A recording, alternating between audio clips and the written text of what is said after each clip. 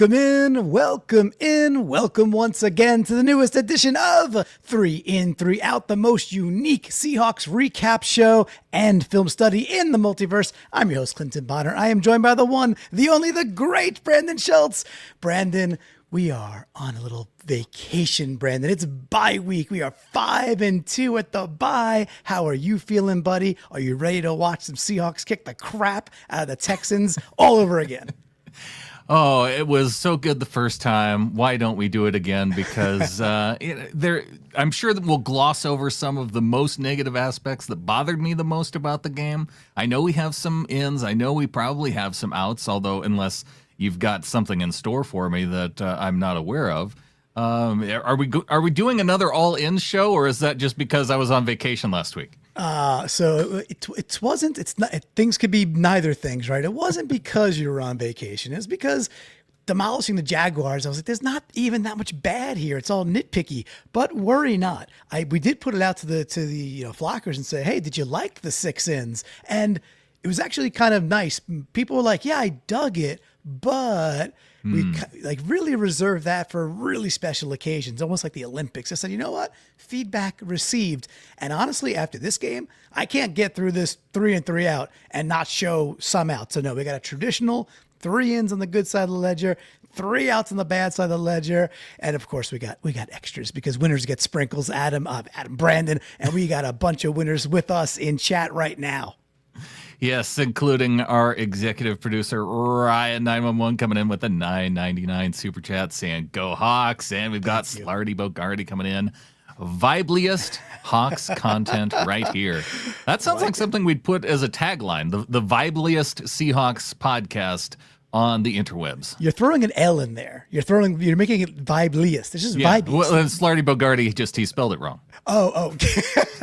I think Slarty Bogarty got you thinking of all the L's, but our Seahawks don't think of any L's. We are all W's, baby. So yeah, we got Slarty Bogarty, we got Marlon, we got Amy Holmes saying hi, everyone. We got Tapwater. We got lots of folks. Nate Schutz is in there. And Ryan, thank you for the super chat, dude. You remain the man, coach. We appreciate you every single time. All right. So what do you think? What do you say? We get into the content? What do you think?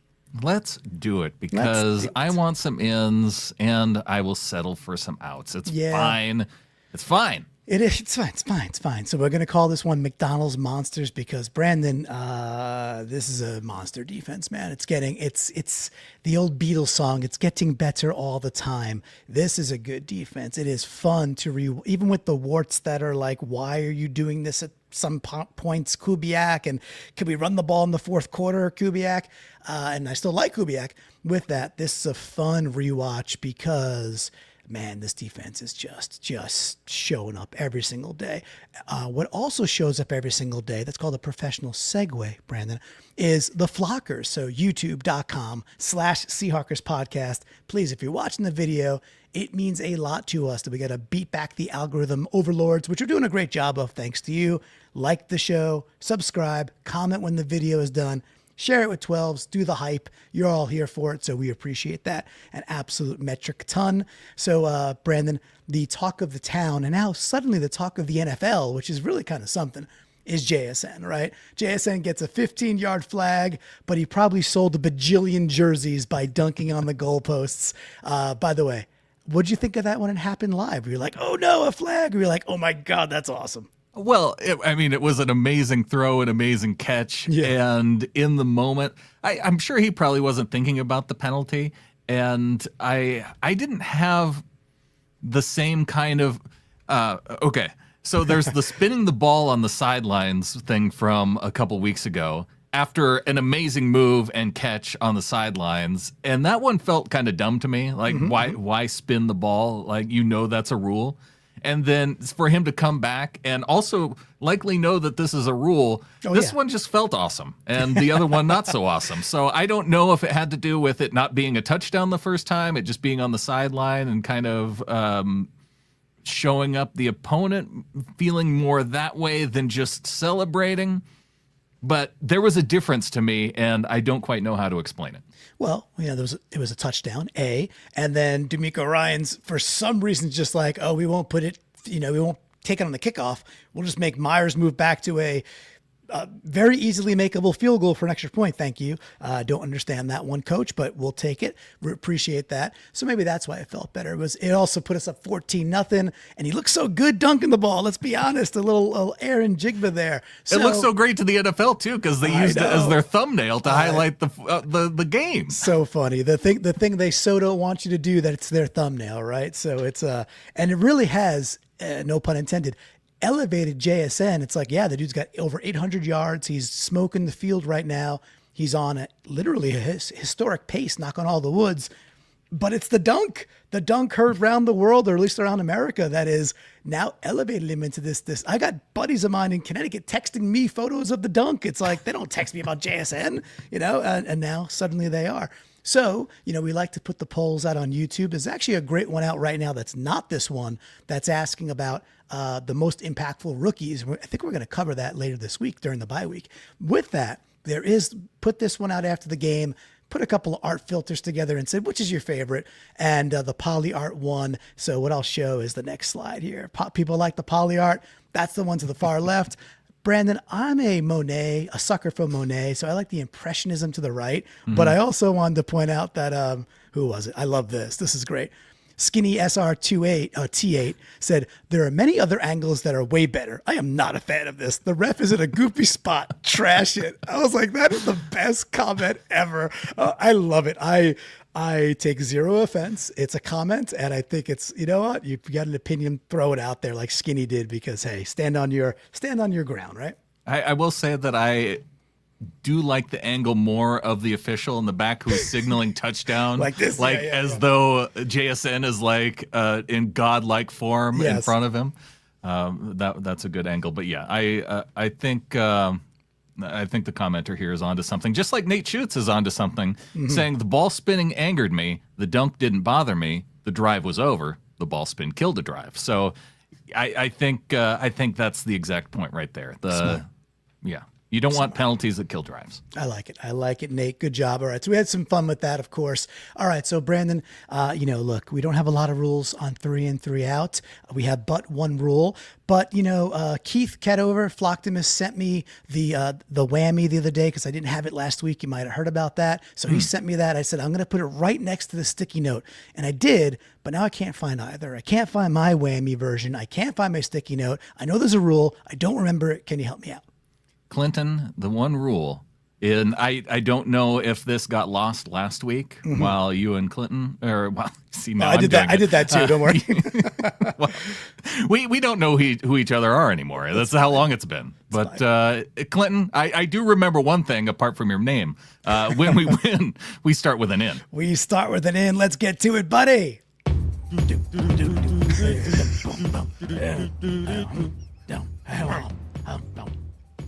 Wonderful. Oh, perfect. The new and improved, some might say, whammy. All right, perfect. So we're going to take this to in number 1. I'm going to call this, it's Q1, 7:22 to go. We're already up 7-0 because we were. And it's 1st and 10. Houston's got the ball on Houston's 37. I'm calling this Big Hero at 0. Who do you think I'm talking about if we're at 0? Oh, boy. I have no guesses. Okay, well, that's fine. But it's okay. You said you needed a nap earlier, so we'll forgive you. But if we're at the 0, we're talking about the 0 technique. We are talking about big Byron Murphy. So we'll bring it up on screen here for folks to see, and we'll walk you through it. So highlighting him here, pausing it, he's a true 0 technique, which for folks out there, like, what does that mean? It means you're directly over the center. Like, remember in the preseason when they're like, oh, he's going to play lots more 3 technique. He's not going to be a true nose. Remember that talk? Yeah. I do remember that. Yeah. I mean, he's got 4.5 sacks and he's playing 0 and 1 technique. Sometimes gets to play 3, right? But 1's a little shading the center to the left or the right. The 0 is he's right nose up on the center. That is the 0 technique. When you're there, and especially him, he tends to get double teamed. So what we're going to see here, you got Stroud under center. I think it's either Chubb or Marks. That doesn't really matter too much. They both were held to basically nothing. But you're going to get double teamed a lot. So in this play, we'll let it go through. What you're going to see is Murphy get double teamed once again. And he has this patented move that he kind of plants his leg in the ground, sheds a guy. Great angle here. And just makes, and I think that is Woody Marks. Man, Murphy is once again just standing out. One last look at it. He's double teamed off the bat. The other guy thinks he can go to the second level. Murphy says, not so fast. And it's over skis before they even know it. This is just one play by Murphy, Brandon. He had TFLs. He did this a couple of other times in the game. That fourth down play comes to mind later in that drive to kill that drive.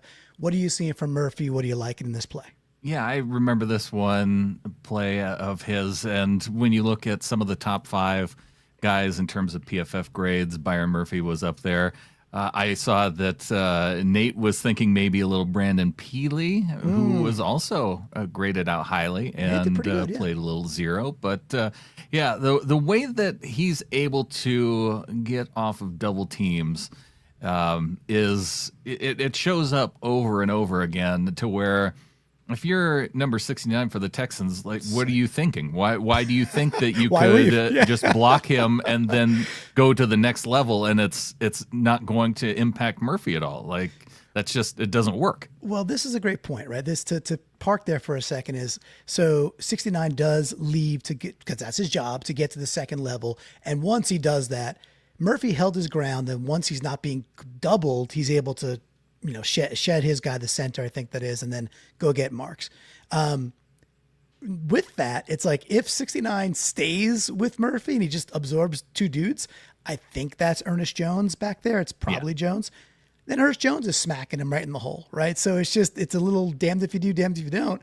But that's the point. That's how good Murphy is playing at the line, that he kind of gives these O-linemen kind of a Sophie's choice. They're going to go do what they're supposed to go to the second level, and fine. Then Murphy's cleaning this up, which is it's a remarkable play. I think putting together a compilation of this could have been like 5-6 times that we showed Murphy play. I picked this one. It's nice and early. I loved it.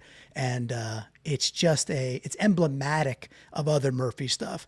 But boy, man, did he do this like 4 times on the day where he's just throwing people around like rag dolls. He's good, dude. The thing that I appreciate about Ed Ingram here is that he goes and he blocks a dude on the opposing team as the right guard, which we've seen our right guard do the opposite. So it's going to be sort of covered later, not by us, but we do have the From the Flock section. I know it comes up, so we'll cover that there too. All right, so Murphy is our first. Very, very happy with him doing that. What do we got from Michael Knight? What's he saying? Oh, the D-line is en fuego, and Jonathan Hankins may help when he returns later in the season. Hopefully, Clinton, it's the bye week now. I thought we would have Jonathan Hankins by now, and it sounds like he's not even so close that we're going to get him for the Commanders game. So this is a surprise to me. That he is taking so long to come back from his apparent injury that we just thought that he was a veteran sitting out a preseason. Not so much. Yeah, I guess I saw the Macdonald's comments today too about Hankins's continued injury and that he's probably still a long ways off and maybe has a shot after the bye, but probably not. But just to stay on that topic to the positive, because this isn't in, Spoon should absolutely be back after the bye. Love should be back after the bye. And they're saying like Oots can maybe begin practicing. So that wasn't great either. It's like, okay, maybe begin practicing. Like I'd like to get Robbie Oots back. Brandon, I'd like to get our fullback back. Yes, please. Yes, please. All right, let's hit that whammy, bud. We got an out to get to. Boo, but we do. It's going to crack me up every time. I love it. All right, so we're calling this one Human Slay. Human Slay. Q1, only 2 seconds to go in the quarter, and there's a big hint on screen because of the way NFL Pro does this. The clue is in the score, by the way. 1st and 10, Seattle is on Houston's 11-yard line. If we're talking about a human slay on the outside, who do you think we're about to watch, Brandon? Anthony Bradford. Unfortunately, first answer off the board. Like, I don't want to be picking on Anthony Bradford every single week. And then this happens, right? So we got Bradford here. We know where he's at.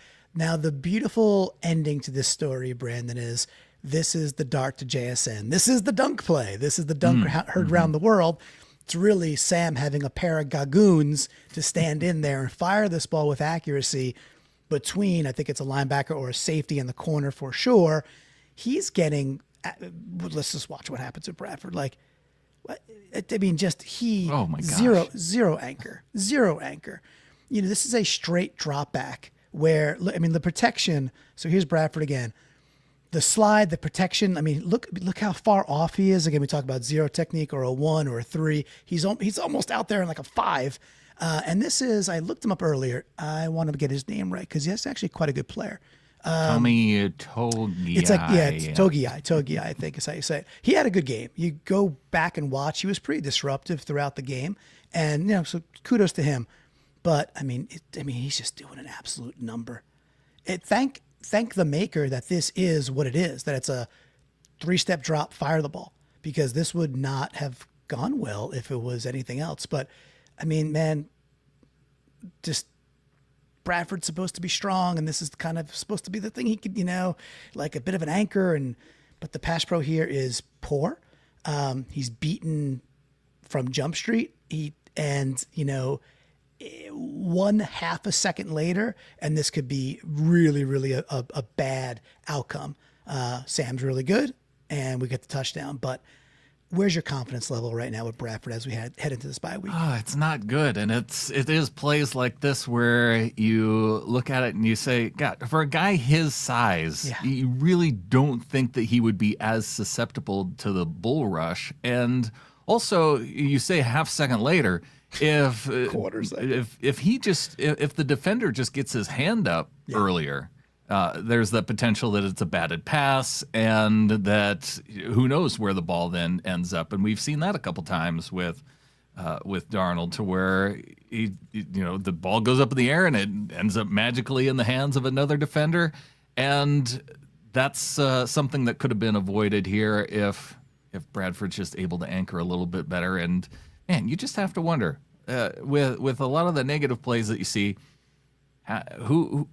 what's Haynes doing? Yeah, what's Haynes doing? I know he's coming back from injury, but he also, like, his criticism was that he didn't have the sand in his pants either. So it's not his strong suit either, right? He's meant to be more of a in space blocker. We'll see. Look, this continues to be the clear Achilles heel for this line, and it is what it is until it's not. I'd like to even give Bradford credit and be like, oh, maybe he worked him towards the inside because he knew what the throwing lane would be. I just don't think that's accurate. I don't think he's doing it on purpose. I just think he's getting bowled over. He happens to take an inside path to Darnold, the defender, and it actually does end up opening up enough of a lane that Sam can still throw the ball. But if he doesn't even take that inside lane, I don't think Sam has a shot. He's going to eat this, and it's probably a sack at that spot. All's well that ends well. Great play call. Love seeing us execute in the deep red zone like this. And Sam and JSN are on fire. But man, I don't know what we can do besides maybe try a change in personnel. But I really don't know if we actually have another guard that can play even at Bradford's level at this point. So it's going to remain a mystery until, I guess, maybe next week or maybe a few weeks later, Brandon. We just don't know. I think you're onto something, though, with the idea of trying to direct him more inside, because he does take that quick step to his right to, I think, redirect the defensive tackle there more the inside. It's just that I think by taking that step is what then allows the defender to take advantage of him being off balance a little bit. And he slides to the right on the snap, right? That's for sure. Because he's shadowed that way so much that's the natural thing to go do. I agree with you. But I think it's really good. I think the pass protection call is great. I think it's like schemed the right way with some poor execution. Really poor execution from one person. Everything else is buttoned up. So, but I think you're right. I think that was schemed so that if he's going to take an angle, he's going to try to go to the inside, which is fine, knowing that we're trying to hit JSN on a slant. So, maybe that's a silver lining there is, yes, he's bull rush, but maybe the first step is really what ends up making this actually a touchdown. Hey, I'm just happy it was a touchdown. All right, I'm happy we're getting back to an end. Let's do it. Oh, are you sad now? Do you miss it? I think everybody missed it. Yeah. That's okay. That's all right. So did you hear during the week who the Texans call, maybe a theme of zeros, who the Texans call Agent Zero? Yeah, it's their linebacker, Yes. Aziz Al-Shaair. Correct. So we got in number 2 going denying Agent Zero. So now it's Q2, $1:21 to go in the half. End of the half was brutal, right? So it's like sometimes it's a great play, and we're going to highlight one that I think is really worth looking at. A little nook, a little cranny. Doesn't end up for much because Myers gets his field goal blocked, and then they give up, a nice pass to Noel, and they kick a field goal. But Q2 121, it's 1st and 10. We're on, I guess, the 50-yard line, and we got the ball. So what I'd like to point out here, any idea who's denying Agent Zero before I flick it over? Ooh, Sundell. Good call. It is none other than Zach Charbonnet doing some good work here. So we're going to look at Charbs here, and we highlight Charbs and we highlight Agent Zero here, there. It's a blitz on 2 occasions, ascending 2 linebackers. And while I just ragged on Bradford, in this instance, I want to kind of also say, hey, I think Bradford makes the exact right call. He handles his blitz guy, and I think Charbonnet makes an amazing job recognizing what Bradford's doing and picking up his blitz guy. It's really well done. So let's roll the tape here. This is some good stuff. He got Sam in shotgun, and also he meets him in the hole, and he doesn't go an inch further. Like there's a line right there. There's actually a white line. You can see exactly where he meets him, stands him up, strike the JSN, first down, move the chains. One of those things where like we should be getting points. Maybe we should be putting 7 on the board. We don't. Love the slide by Sharbs, meets him right in the hole. And then also, besides that, I mean, Brandon, what else are you seeing? Because there's some other cool stuff that I think was happening here with the rest of the line. But what do you like about this? Oh, just the whole wall of defenders as they're overloading one side of that right side of the line. So they're trying to send multiple guys there. Bradford ends up not having to do a whole lot of anything apart from punching his guy in. He gives the other blitzer a little bit of a punch and knocks him back, number 5 there. And then he stays in good position. So, good rep by Bradford, good rep by Charbonnet, who finished the day with the 2nd highest pass blocking grade on the team with an 80 behind the aforementioned Jalen Sundell. So, a good call out there for Sharbs on this one. Yeah, and I think the end of this play, too, the whole left side that's working there between Sundell, Zabel, and Cross. Again, the one read here, the first target, is JSN on a slant off the left-hand side. So when you're getting this kind of blocking, and we'll just run it back real quick, and look at Sam's feet. Sam could do a little sidestep, and he gets a very clear pocket to throw, real clear lane to fire the ball to JSN to. I think this is good execution. I think it's really good coaching and just manipulating the pocket in a nice way from Sam. So I think this is just high-level execution happening from our Seahawks. Now, we don't continue that with this drive, and we end up stalling out. It was kind of a weird end. We wasted a lot of time. We didn't call a timeout when we had more time. So not the great result, but a micro moment within it where I was like, you know what? I think Sharbs deserves a little love here. So anything else you're seeing or want to talk about in terms of pass pro or anything else like that? So this was the final drive before the half, correct? Correct. Okay, so this got them to the 40-yard line. How do you think that they should have handled that a little bit differently in terms of that final minute? Did you have any criticisms of what went on after this? Yeah, well, just in general, I don't remember it play by play, but I do remember there being either a first down or a run. It might have been right after this, where we just let 15 seconds go by and then call a timeout. Yeah, it's super weird. And I think they were thinking, okay, what we want to do here is, at least set ourselves up for a field goal and give the Texans no time left with the ball.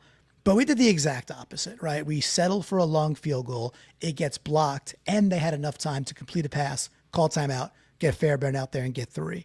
So it's not like Monday morning quarterbacking and looking back and being like, oh, I hate the result, therefore I hate the play calls. No, I hate the play calls in real time too, in the sense that we're up 14-3, we have a chance to put this team just to bed. Meanwhile, they should have been put to bed way, way earlier between sacks and safeties and, near touchdowns from Drake. So for me, Brandon, it was just like, now we get to like the 40-yard line. Let's take a few shots. Even if you get intercepted at the 1 or the 2 yard line, who cares? You don't want that, but not a bad result. Okay, Texans, you got the ball at the 1 with 35 seconds to go or 40 seconds to go. Good luck. Yeah, I think they were trying to speed it up because on first down, they tried doing the short pass to JSN, and Laster knocked that one down. But then they came back with a run with Charbonnet up the middle. They got 6 yards, and that was the play. It was right after that that they allowed the time to come off the clock, which going into third down, 3rd and 4, I mean, you kind of understand it, but that was their first timeout of the half, too. And so with 29 seconds, you have multiple timeouts. I thought with a 3rd and 4, that would have been a pretty good opportunity to try and run it, and then you either make the Texans have to call a timeout, or if you pick up the first down, you still have 2 timeouts in your pocket. If you go to 4th and 2, you're still inside the 40. So, yeah, I think that I don't like the result of the block field goal either, and I think that was a little bit on Myers for kicking it a little bit too low. I know they ran through the center. I know the defender on Zabel used his leverage to jump up and block that kick that didn't get called. But and overall, just that sequence, very annoying right before the half. You hit a great point there. And I think in real time, I was saying in our Discord, or maybe out on Twitter, I think it was in our Discord, being like, hey, it's okay to run the ball again. If you're in 3rd and 4 and you're in 4-down territory and you have timeouts, just run the ball. Just get under center or get, whatever, get in pistol or something. It's okay to run the football and stay in bounds. And then if they want to take a timeout, sure, they take a timeout, you kick your field goal. Or you get to like 4th and 1, you take your timeout, and then you just go get a yard, So I'm with you completely. So I think, but hey, this is also the kind of game where if you have lots of turnovers, which we had lots of turnovers, and it was sloppy, and you still win in a dominating fashion and go into your bye week, I'm fine. You can reflect on this and just go get better, which I think Kubiak's been like really good. And then there's been moments of lapse where it's like, dude, come on, finish that. Or, I don't know, don't let Cooper Kupp throw a football. Maybe that's okay too. The trick play part of the playbook, it has to go away. And they aren't working. That's Look, when the year was getting going, I was like, hey, I'm so into, Milroe getting chances to convert 4th and 1s and 4th and 2s and convert in the deep purple, black, red zone. But Sam's playing at such a high level that you just don't need to. You don't need to. So don't, if you don't got to do it, don't do it. So, all right, that was fun. We got more outs. Let's do an out. Boo. We're so down. All right. Look, I'm calling. You're not going to guess this one because, well, maybe you will with the timestamp. But out to completely unfair. Q2, 10:30 to go, 14-0. We're up, of course. 2nd and 10. Houston's on their own 24-yard line. I'm calling it completely unfair because it might be the most unjust out I've ever given out. However, Brandon, it was so consequential. There's actually 2 dudes on further replay that I'm a little bit ticked at. So we'll go to the videotape. You're going to see this, everybody, and this is the fumble Ruski, almost a touchdown. Beautiful play here by Ernest Jones getting in. By the way, before we're just pausing there right there real quick. When Macdonald chose to blitz in this game, Brandon, when he chose to send Drake, when he chose to send Ernest and others and Tariq, boy, were we successful. Man, getting free runners. Anyway, the balls we'll see it in a second. I couldn't let the highlight run too long. Drake picks it up, and I still don't know if he fumbled before he gets in or not. We have no way of knowing. There's, of course, no way to look. But what I want to focus on there... It's like that no replays exist in the stadium of guys crossing the goal line. There's not a camera. There's no camera at the pylon, right? It's so funny. Even during the review with the refs, it's so... The live copy on Fox, they have like right next to the screen, they show Drake getting it, And then they like do this like star wipe, like Star Wars star wipe, and they take that off screen as he's about to get into the end zone to just focus on the ref. I'm like, where'd that angle go? They never showed it again. It's not on the TV copy. This is like, NASA moon footage. It's like, well, where'd it go? Did you tape over that? It's ridiculous because I'm pretty sure he actually crosses the goal line, but we'll never know. But I'm highlighting, so I think this is Woody Marks here as a Texan. He's the one who ends up stripping it. This is DeMarcus Lawrence. Why I'm mad, and it's not just DeMarcus Lawrence, it's also Ernest Jones. We got two dudes who have a chance to block him. They don't block him. He makes a ridiculously great play, but just get in his way. He sees him, and then he sees him. What a weak attempt by D-Law. Oh, it's D-Law, and then it's Ernest Jones. And Ernest Jones makes the play, and D-Law is an absolute beast, but just get in his way. You're right there. Look at that scenario. Look, I mean, if you freeze frame this and sent it to aliens, they're like, hey, what happens in this play? They're like, we don't know what you're talking about, dude. We don't know what this game is. We can't understand your language. But once they decipher it, they would say, oh, it's a touchdown for the Seattle Seahawks. But it's not, Brandon. So I'm mad about this because I wanted Drake Cakes to get this, and I wanted the strip sack, and I wanted the celebration, the route to be on. We got none of that. Instead, we got consternation in a game that became stupidly puckered up because this becomes a freaking touchback. Okay, I will not defend D-Law, but I will defend Ernest Jones just slightly because he looks like at the ball and the end zone like at the exact same time that the corner's coming from, or not the corner, the running back, right? Yeah, running back. Is coming from the right side of his vision. So by the point that he's able to put a hand on 27, it's already too late. But I think he was one of the aliens who was also thinking that this was a touchdown as Drake was picking up the football. Oh, yeah. So it's a comedy of small errors that make this from going to be like one of the best plays of the year to something we kind of actually want to forget, but we could laugh about it now because we still won. And you know what? Drake Thomas has got to have a little bit of blame too. It's like, dude, tuck it away, dive in the end zone, do whatever you got to do, cross the plane. Good job scooping it. Great job scooping it, but he did pick it up, which I know is something you don't always see, and or a guy boots it. Yeah. He had his feet off to the side so he wouldn't boot it as he went down to grab it. So good for him there. Got to hold on to the ball. You know what that's like? That's like when you're in the golf cart and and your buddy's ball is like, oh, it's over there, and you do the whole swoopy thing with the golf cart. That's kind of the thing he did, where you get it in motion, which is great. But all for naught, this becomes a stupid touchback, which is just so bad. So I don't know what else to say about that besides don't ever effing do it again. Just freaking get it right. Let's get back to some ins. This one has a couple of clues. A few clues are on board here. All right, He-Man wearing the number 3 in a Seahawks jersey. So, which has been featured in our Discord a lot of times. Mr. Phil, our protector on What If, has been putting that out on Discord. I put that out on Twitter. I said, is this okay? And someone wrote back, no, man. Well, I think you're okay because you have on this particular photo of it, you have He-Man's, everything down there covered up by the score bar. So I think it's the short Speedo that He-Man's wearing that people may have a problem with. Look, this is what maybe He-Man, not the ladies. He-Man wears what He-Man wears, right? That's all we're talking about. But this is in 3. We're calling it Power of Grayskull. We're up 17-6.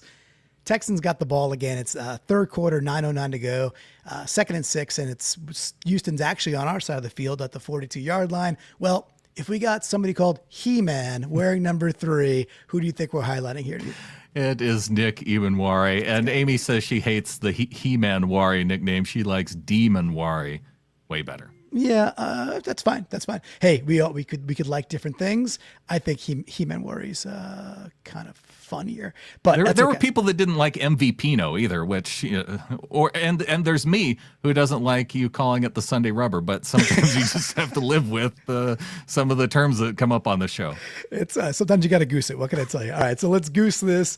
So what we're going to be seeing here, let's set it up. So we do have Imaniari. This is the play where he goes all Superman and ends up deflecting the ball right as it's about to get to Nico Collins, who's crossing. So you got Nico towards us. He's down screen, right?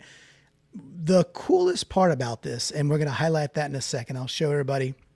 Let it run through and just see it in real time. See how freaking fast he is. This is an unbelievable play. And I'll just go back to that real quick. Just be like, okay, sheer athleticism first, and then we'll look at diagnosing how smart this was also. But just let's marvel at the sheer athleticism first and foremost. Like, to cover that ground, go airborne, unbelievable. It's nowhere near the whole story. He has that athleticism. He runs a 4.3. He's 6'3" and whatever. He jumps out the building. He's got arms like, Abdul-Jabbar. And then you start pairing this with this incredible smartness. So you've got a tight end left. You've got, I think it's Brooks, I think is his name, number 44, their fullback. And then I think you got Woody Marks or Chubb again. Who cares? Whatever. And you got your running back.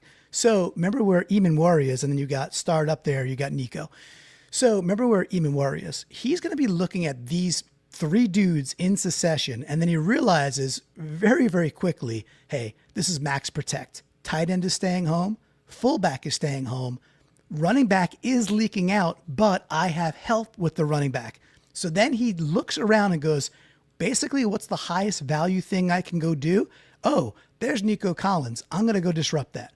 This is incredible football play. And it gets even better on the all-22 view, it'll cycle over to that, I think, right now.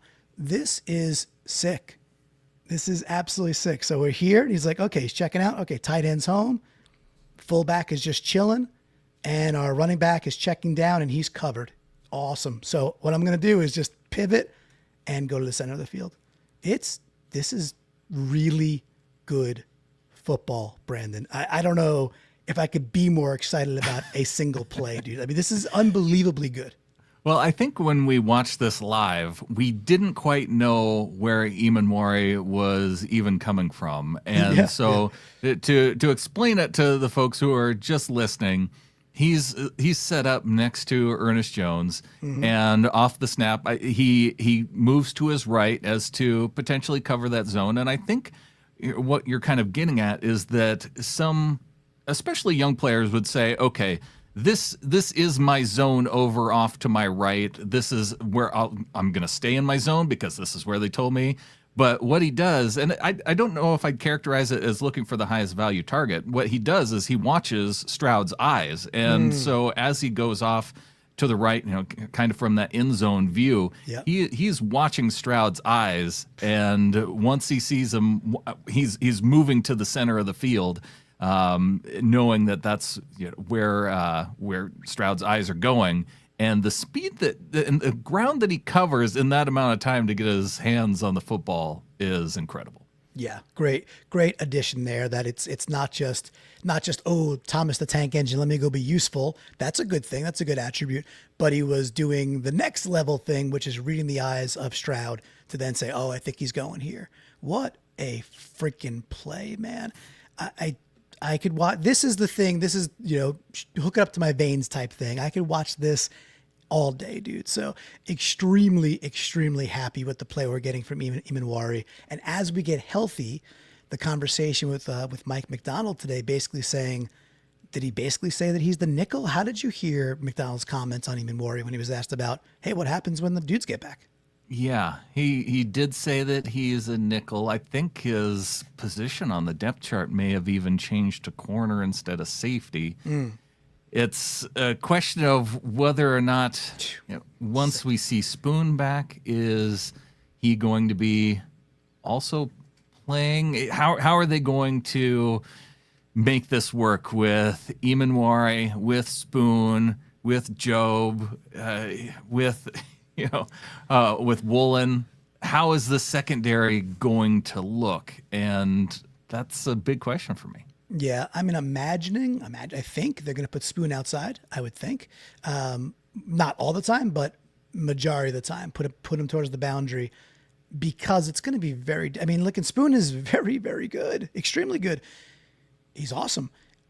It's going to be hard to take Imaniari's skill set away from the middle of the field. This is just incredibly high level of football right here. So it's a very good problem to have, dude. Yes, and if they are playing both Nick, Imaniari, and Spoon in the box, then we're looking at a lot of dime defense, Yes. and then we're looking at Drake Thomas potentially being off the field, and the power that he has for his size is awesome. Incredible too. So if you're taking Drake off the field too, it makes me a little bit sad in some cases. I want Drake to play, and the power part's a great call out. I put a little clip out on Twitter that was like, this is not going to make 3 and 3 out because you have just too many good ins to go through. But once again, Drake had a play where he run blitzes and he blows up the left tackle, which I think is Ingram, right? And he blows up British Brooks in one swoop. Like, he just blows them both off, like just back 3 yards. And what it allows is, like, I think it's Nwosu and Reed or whoever else, just to get another TFL or get a tackle right at the line of scrimmage. Like, he's destroying things. He's playing really good football too. So lots of exciting. We have a bye week to figure that out. Until then, I love that freaking place so much. But we got one more out. Let's do it, my man.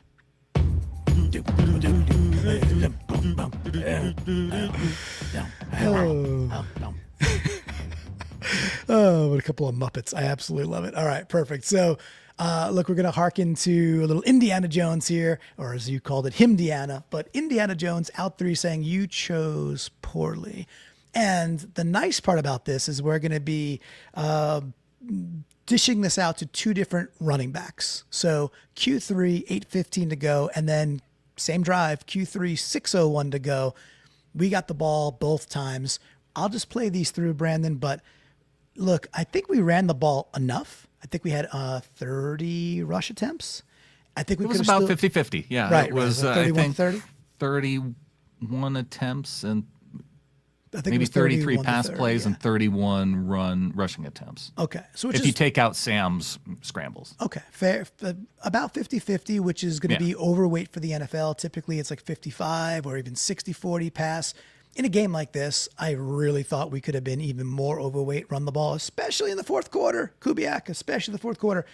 And with that, there's still meat on the bone in terms of like, dude, we're still like missing some freaking opportunities here. Look, I think K9 played a pretty good game, and there was one that was called back, but he also had a couple times, we're going to see this one and then one from Sharps, where it's like, dude, I just don't think you're hitting the right hole. Like, he just, like, we'll see the all 22 here. And for folks that are listening, because I know we still got a bunch of audio listeners, this is Seahawks are back against their goal line again. They're at like their 8-yard line. Sam's under center. K9 is in the backfield, solo in the backfield. We got trips. 13 personnel out there, overloaded on the left hand side with, I think it's Arroyo to the right and Barner and Saubert to the left. And if we played forward, like, I think there's a lane that, and this is where K9's usually really good. It's like, dude, bounce this to the left of cross. Instead, he tries to shoot the gap there. And I just don't get it. It's a little bit like, dude, just bounce that around him. I don't know, man. Well, if he did bounce to the left, then I think it's the tight end there. I think it's Barner who where the linebacker sheds him so quickly that the linebacker then makes that tackle.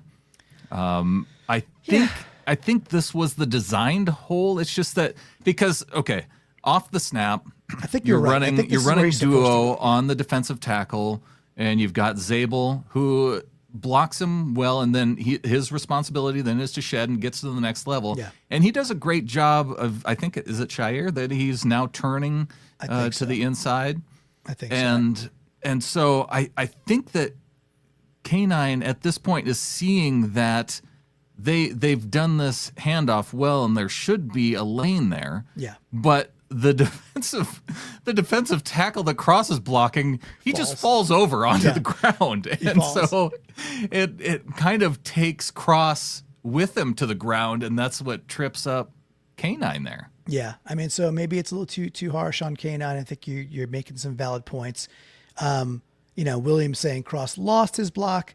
I mean, maybe. I mean, the guy just goes to the ground, right? So maybe I'm not sure how you're going to prevent that, William. But I've also seen K9 bounce this to the left, and yes, it's not one of the tight ends. If it's Barner, he's not fully winning, but there's a little room over there. Anyway, he runs into a brick wall, then goes backwards. So we rotated forward a little bit later in the drive, and now we got Sharps. And this time, I'm like, oh, dude, like Sharps, where are you going, buddy? Like what? Similarly, and again, this is Zabel's pulling, right? So Zabel's pulling right. So clearly, I get that he's pulling right. I think there's supposed to be a hole over there, but at the same time, look where Bradford is with that. There's a hole right there. Yeah. It's right in front of you. He takes it right instead. And again, whether or not that's, hey, he's pulling that way, so you're supposed to go that way. I understand all that. That's probably accurate. But dude, like, just hit that hole. Just go 3, 4, 5 yards before you even get touched. He stutters. He bounces around.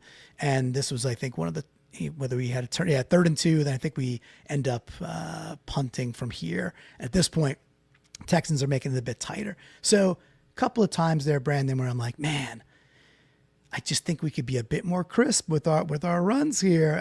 But I commend how often we ran the ball. Still had over 115 yards running between these two guys. Still have 2 touchdowns. But what are you seeing here with Sharps?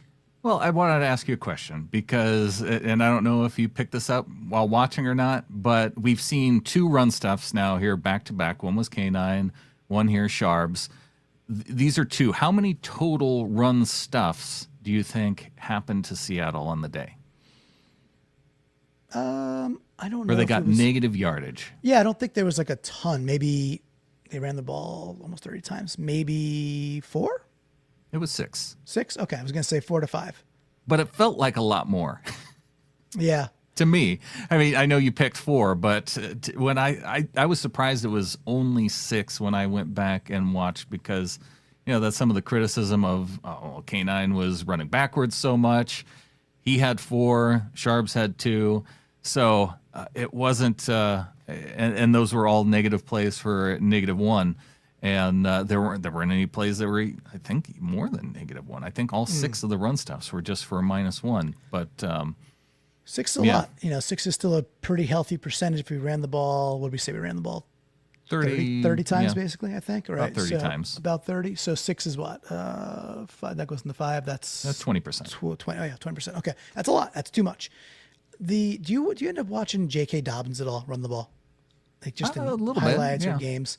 Yeah. I just wish the Seahawks would put on some J.K. Dobbins. He's not the most talented guy, and he's not the fastest guy, and he's not just, put my head down and get 3 yards in a cloud of dust guy. He's just a really conscious NFL runner where, like, dude, he would not miss these holes. He just would take it. He gets every yard he possibly can get out of every single run, and he puts his head down and gets extra yards. Look, they're still pretty young, and we're nitpicking. We're picking nits here. But this is something that I would expect the coaches to just keep hammering because the earth is going to get cold, dude. It happens every winter. We're going to have to run the ball even more effectively as the year wears on and put teams away in the fourth quarter with extended drives where you lean on the run. And it's getting there, Brandon, but it's not quite there. Yeah, we need to see a little bit more running. And, man, the more I look at this, it looks like Lucas, he needed a little bit of help with 72 on this one. But well, there goes 72 again, right? I know. He played good, man. It goes back to Michael Knight's comment. Houston just has a really good defensive line. So they do. They do. Sometimes you tip your cap, and they have a good defensive line, right? But the good news is I think there's more meat on this bone. I think we're going to see more success. And I can tell you right now, Brandon, guess who does not have the defensive line that the Houston Texans have? The Seahawks? The Washington Commanders. Oh. They do not have as nearly as talented as a defensive line as the Seattle Seahawks. Teams are running on the Commanders. So after a bye week, we get healthy. Right. It'll be really cool to see what we can do there. All right. So Brandon, we got through all the ins, all the outs, but of course we win, Brandon. So not only when we win do we start with an in, we also get the brand in. This is yours. I stay quiet. Got the video. What do you want us to look at today for the brand in? All right, I want to look at the Ernest Jones interception, Clinton, because I think there's some interesting things to talk about. Just one with the number of guys that we don't see Mike Macdonald blitz very often. And on this play, not only do we get a corner blitz from Woolen, we get a corner blitz from Job. And it even has a little special sauce at the end that we got flagged for, but I also enjoyed. But off the snap here, so it looks like they're actually, and the thing I was going to look at here, and great job pausing it right here, because you can see that I guess the one guy who doesn't really blitz, who's part of the front four, is DeMarcus Lawrence, but you see him carry the tight end, who then would have been probably the outlet receiver for Stroud for a quick out. And so he, by Lawrence doing that, it takes that option away. And just as Stroud's looking to throw it here, you have Josh Jobe coming around the outside, getting his hand on him and turning him just enough and applying that pressure that it sails on Stroud and into the arms of Ernest Jones. And great to see the interception there. We needed a turnover after we gave up a couple of them. And it's nice to see a guy catch the football when it's thrown to him. Well, Josh Jobe was very successful in the blitz because he sure couldn't catch interceptions on the day, right? So Josh Jugs is gonna have himself some time too. And I like Josh Jobe, but dude, I think it was Sherman who said on his podcast, like, "Hey man, you got to catch the ball, right?" So I heard another player saying too, defensive players can use that jug machine too. Yeah, exactly. So there's a lot going on here. So you got Tariq Woolen, and he's absorbing the sole running back. Again, probably Marks, probably Chubb. Who cares? Doesn't matter. And you're right. DeMarcus is carrying the tight end to the flat. So you got a bit of a sim, even though it's a double cornerback blitz. Macdonald was in his bag more than I think throughout. I think this is the best defensive performance and best call game of the year, where we dialed up more blitzes. And actually on the What If show, this is what I called for. I was like, look, don't just sit back there with four guys. And even though we can get pressure with four dudes, this is not the team you have to just rely on that, because the Texans were letting dudes run free against a lot of different teams. So heat them up. Macdonald, of course, listens to our podcasts. He does that. Job does his job. The other part too, man, just watching when Ernest decides to give up his guy, right? So he's carrying the other tight end. This is kind of neat. Once he takes once he sees that right there, right? He sees that outside foot, or that foot he's about to dart screen right, but he's about to go left. Jones recognizes this and then just like pivots. Boom. Okay, cool. Turn around, get back to the center of the field. It's just good ball, man. I mean, this is good football. This is really good defense where dudes are not lost. They're playing zone in a way, and you're speeding up decisions from a quarterback that has very, very, very little trust with his offensive line for good reason. This is good football, Brandon. The only thing you don't see from this all-22 view is that Drake Thomas was out in space, and he had the opportunity, I think, to drift back as there we go here. Yeah. He has the opportunity to drift back. Instead, he kind of stays in that zone. If Stroud is looking more toward that left sideline, he's going to have a couple guys that are there and available to catch passes that it could have resulted in a big play, but fortunately, it resulted in a big play for us. And then at the end, you see a soul being taken by our defensive lineman, Uchenna Nwosu, who I think he had the right idea on. He wasn't. I think he was trying to get away with one because he saw the center chasing down Ernest Jones, and he had the opportunity to really light him up. Instead, he turns his back, and then he kind of jumps, and you just see the center's knees kind of buckle as he runs into Nwosu. I think if Nwosu just gets in the way. It probably still results in a soul getting taken, but that little extra momentum is what the officials saw and gave him the flag for it. But I liked that he was at least in the soul-taking mode and looking for it in this situation. Yeah, it's, this is like a thing that 10 years ago, this is not flagged. And in 2025, it is flagged. And it's okay. Like, it's a clear rule, though. Like, you can't. Well, 10 years ago, Nwosu doesn't turn his back. He puts his helmet into the dude's shoulder. Absolutely. So, it's a rule. You can't come back up the field to hit a dude that's going to consider it blindside or something like that. That's basically the rule. You just can't, break the other way. So what the teaching tape here for him is, well, what you could do is just stand there. And we've seen players do that now where they literally run like a Stanford basketball pick play. They just stand there. Now, if you're a linebacker or a defensive end and you're giving up 100 pounds, maybe you don't want to just stand there, right? That could be bad news for you. So he does try to walk that line. And I at least commend him for trying to walk that line. But it ends up resulting in a 15-yarder. We should have had the ball at the 15. I think we're back at the 40. But that's a fun Brandon, dude. That's a great job by you. A great job by our Seahawks. Man, that was a lot of fun. This was such a fun tape review to go through. I'm so glad we got to do it together. Welcome home, Brandon. Oh, well, thank you. Yeah, you're welcome. All right, so we had the first in. We get through our 3 ins, our 3 outs. We get the Brandon. There's one cherry on top. When we get the win, we get the extra cherry. Do you know what that is? The MVC. MVC. It didn't take a week off last week. The Whammy took a week off, but not the printer of the MVC trophies. Right, the very real, very, very physical MVC trophy. The 3 printers printing it up. We got it fired up. It's going to be heading to the VMAC. We got a whole week to get it to the gentleman who will be receiving it. And I think this is probably the worst kept secret in all of Seahawks talk. Look, this has got to go to Nick Imaniari. Now, the only thing is the trading card still says safety, right? So this might be an error card by the time we get through with it. But the engraving on the MVC is going to read, for the undeniable 6th sense to know where he's needed, and then going Superman. So October 20th, where were you? This is number 5, meaning we only give away MVCs for wins. So 5th in the series. Our Seahawks go to 5-2. Imaniari gets the MVC. How do you feel about it? And what do you think about the trading card? Normally, I'm a little bit critical of it being too wordy. In this situation, I don't know if it's wordy enough, because I think it also needs to be added that for him to know where he's needed and going Superman in the same house that Cam Chancellor and Earl Thomas were raising the 12th man flag. Like, we have to append that to the end there.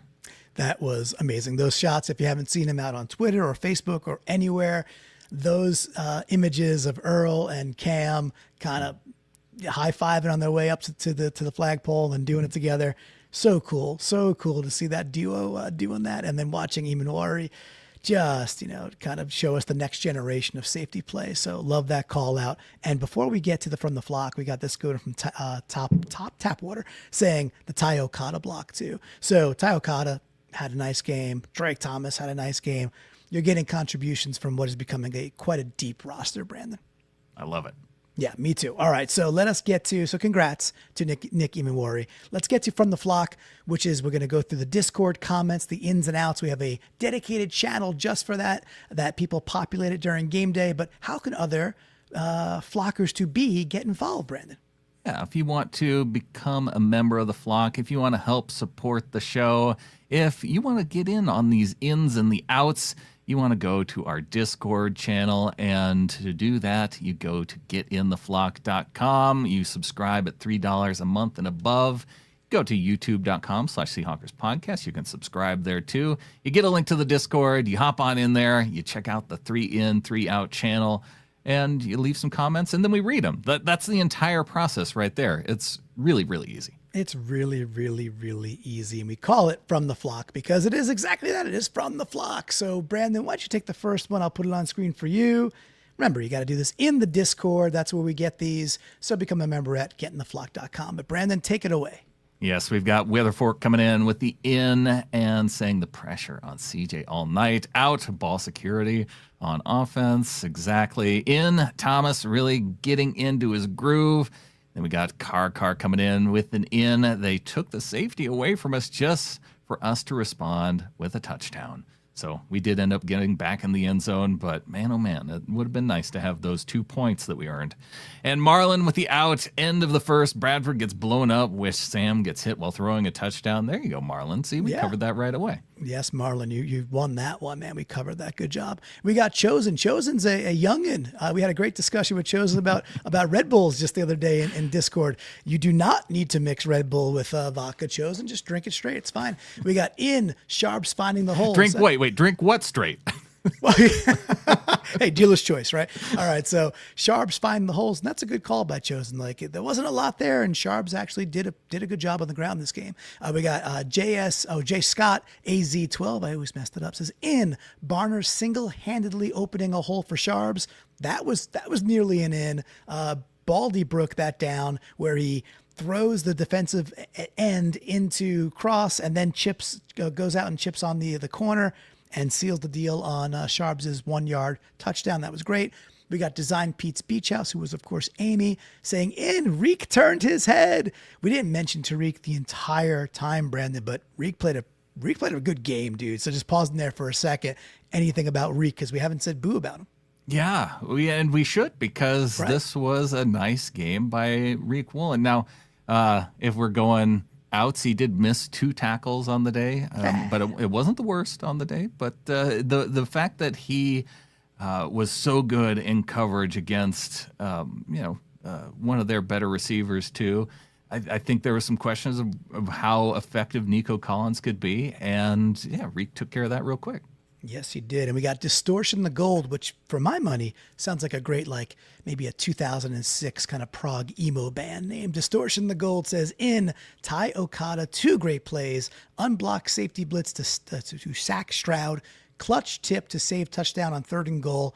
Houston ended that drive with nothing. So Ty Okada having probably his best game as a Seahawk so far, and we are here to celebrate that. All right, keep on rocking, Brandon. All right, we got BUAG's biceps at the end. Looks like Reek, listen and learn. Out, why the F do they always find a way to keep these games close? Just kill the game. Yeah. Yeah. Correct. That is correct. I like to touch my Bobo with the out. I'll let Clinton describe the action here on this design shovel pass after Sharps has the ball. Yes, this is the play that I referenced earlier where Anthony Bradford is putting on a great block of Jalen Sindell trying to get upfield. Bradford, for whatever reason, turns around and becomes part of the Texans' defensive line and does not allow Sindell to get upfield. I want to give Bradford maybe a benefit of the doubt and say that maybe he had a neck issue at this point and could not turn his head sideways to see if Sam had thrown the pass. He didn't want to cross the line before he didn't want to be an illegal man downfield. I think that might be right. Yeah, I think you're actually onto something there. I think that's actually, he was like, I hit the 2-yard ledge. I'm just going to turn around to be safe, which is better than taking a flag there. But this is set up. We don't do a lot of this stuff well, right? We don't do a lot of screen game well. We had one. We don't do the little easy shovel pass stuff well. This was set up. So kind of cool that it's on tape. Kind of cool that we can do it. Just a bit of a miss from execution. We still got a couple on the left-hand side if you want to take those. Topwater saying above the neck issue. Yeah, that could be. Oh, well, funny's funny. That's good. Delwyn with the in. Ref protects JSN from angry Texans. Yeah, that was nice to see on the sideline. J. Scott 12 saying, can the MVC go to that official? No, there's no locker that we're having an MVC trophy. Wouldn't be able to show it off unless we get that official a locker, and that might be. We should get that. We should do that. Casey Hawk with the in. Cup protecting JSN on the sideline. Love that. I grouped those together because they were a group. All right, we got Josh DeHuman saying, who's an awesome dude, saying JSN becomes the second Seahawk with 3 straight 100-yard receiving games. That's impressive. He also says JSN is the only wide receiver with 500-yard receiving games in the NFL this season. Five times in 7 games. Just, he's on fire. Absolutely on fire. Always on fire is Frost, who, of course, is Ryan911, our live executive producer, a.k.a. Coach. Frost says the defense was incredible, especially on the goal line. Here. In, Woolen was almost perfect all day. Yes, he was. In, Drake had a huge day. Yes, he did. Out to the turnovers. We understand that. And in, we still won. So, yeah, man, it was just, hey, if you're going to turn the ball over 4 times, might as well be a game where you win by 8, you dominate, and you go into your bye week 5-2. A perfect time to have a sloppy game, actually, right? DCH, another great human, saying in, JSN with another 120-plus yard game. Unbelievable. He's right. JSN jiggy with it. Lisa says in, Imaniari showing out with some great plays and Cam-like tackles. Perfect. Lisa, your Discord game is, you're great. And then B-Wags Bicep saying out, we were horrible on third down all game. Brandon, the last 2 games, we're like 6 for 20 something on, it's like 6 for high 20s. We're bad on third down right now, which against better teams, no bueno. There were a couple third downs where they came up just a yard short. And in one case, they did go for it, and they got it on 4th down. In another case, they decided not to go for it. A couple of those third downs, I think part of the reason why we're bad on third down is that our average distance to go on third down is like bottom 5 in the league. So the fact that they have to go that much farther on third down, it's that's part of the reason. And when they do, there's some questionable decisions too, where they're taking deep shots on third and relatively manageable. And why can't we? I don't mind throwing short of the sticks on some of these cases because then you get into those 4th and 1s. But if you're going downfield on a low percentage play on third down, you're going to end up with a low percentage third down conversion rate. Just math. Love it. Godzilla Hawk with a $20 super chat in for the whole damn team for the win. Go Hawks. And I'll ask you as we're on the screen before I bring it up, because someone mentioned that Reek Woolen was nearly perfect. Do we have anybody giving an in to Leonard Williams in this game? You know what? I don't think we do, which is funny. And I want to say thank you to Godzilla Hawk. That's very kind. He's a YouTube member. He's in our Discord. He's a great guy. And $20 is thank you, dude. That's an incredible donation. It goes a long way. But I don't think we have any Leo talk, which is pretty insane, right? Kind of nuts. You want to know who was perfect in coverage on the day? It was Leonard Williams dropping into coverage, and it was funny to me that. You're going through the PFF grades, and they gave Leonard Williams a 57.4 coverage grade, and I'm thinking, why would he even be below 60, which is kind of the baseline? He dropped back into coverage. Yes, the pass was complete, but it was complete for -1 yard. Like when you're dropping into coverage as a defensive lineman, and then you hit the guy, tackle him behind the line of scrimmage for a negative play. That to me is a very positive development. You would think TFLs matter, right? You think they'd I don't know, juice it a little bit, but PFF is a strange vixen. What can I tell you? Well, I wanted to give an in for Leonard Williams for that coverage for a negative play. Nice Good. Job by I'm him. glad you set the record straight. We've got Sam with an in, JSN watching Nico Collins able to summon a DPI flag where before there was none. Studying his technique and replicating it to get a flag thrown after the play in the end zone and getting a high five from Blitz. Yeah, good stuff there. I thought JSN, whatever, he's amazing. I thought that was a great ball, by the way, by Sam. That's another unbelievable ball. I was like, oh man, JSN, I know you're trying for the locket-like flag, but dude, you should have caught that. But either way, he's awesome. Can't complain. Texans fans, they did have a complaint about that being a flag on their defender there. But JSN has the right to run wherever he wants to, and the defender does not have the right to run into him as he's changing directions. So I think that goes to the ability for JSN to change direction that he's able to because it was a penalty. He got run into by the defender at the goal line, so it was a good call. He's Car yeah, with the out. I've seen a game with so many I've never seen a game with so many not safeties before. Yeah, the decisions were made by the refs. Let's put it that way. Right hand Dan Nwosu diving to get the sack before Stroud could throw the ball away. You don't see many ankle tackle sacks. And Right Hand Dan coming back in with the commentator on the fourth quarter. Summed up this defense perfectly. A 4-man rush, and he still runs out of time. Yeah, that's a beautiful thing that we have concocted. We got a couple of more screens to go. Let's finish strong. We got Northwest Gambit saying, out cute Kubiak. Bro, you aren't Ben Johnson. Just stop it. Of course, we're talking likely about the Cooper Kupp interception, and you're wheeling and dealing. You're up 2 touchdowns. You just don't need to do that. So I think he's maybe out of tokens, Brandon, at this point. Between the Milrow plays and now the Cooper Kupp interception, maybe he's out of freebies that he gets to try these things. It's like, maybe just let Sam, I don't know, boot out and throw a 40-yard bomb and try it that way. But he also says, the Seahawks ran a screen and it worked. I kissed a girl and I liked it. Leo, sloppy win, but I'll take it.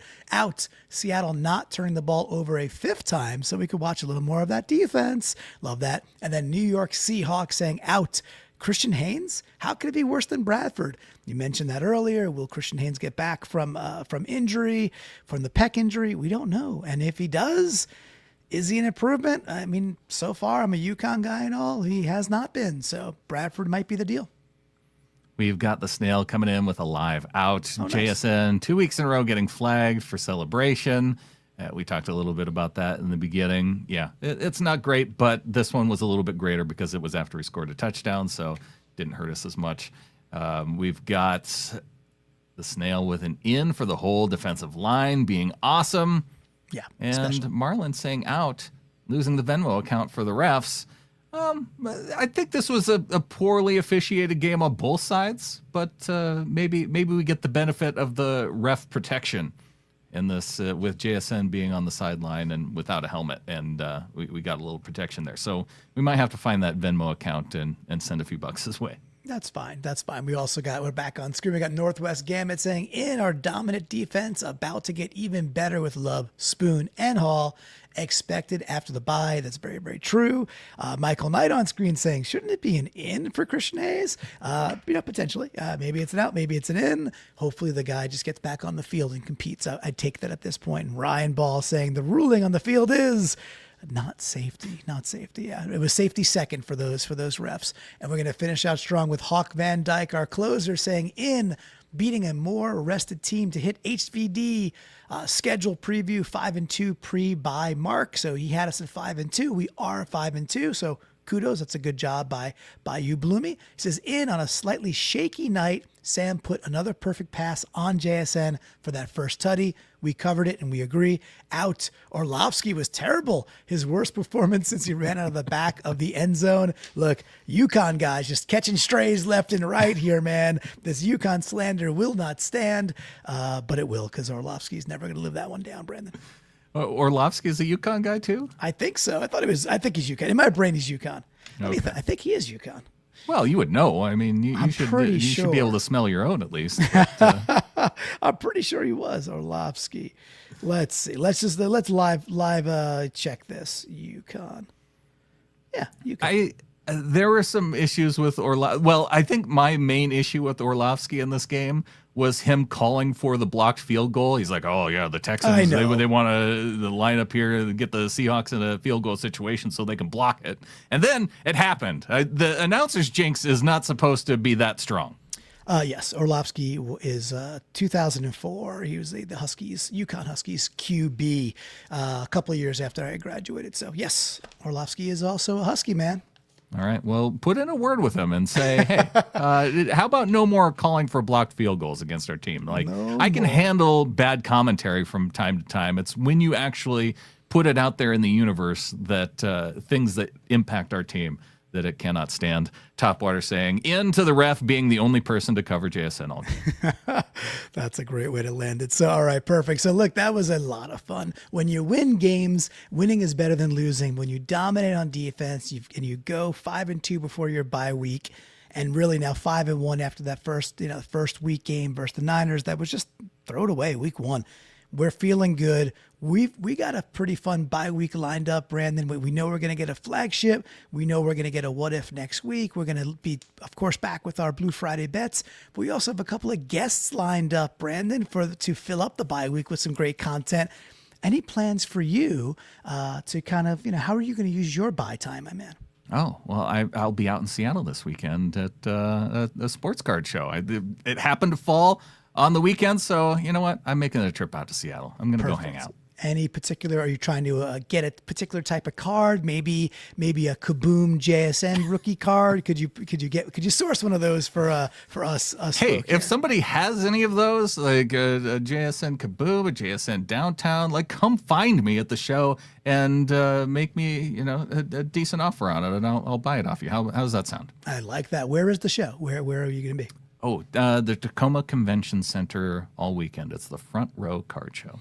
There you go. Front Row Card Show. Go find Brandon there. I'm not sure there's a little Flockers discount, but certainly a fun handshake. Bring us a JSN card, just like JSN helped us get this W. Brandon, I think with that, there's only one thing left to say. Go Hawks. Go Hawks.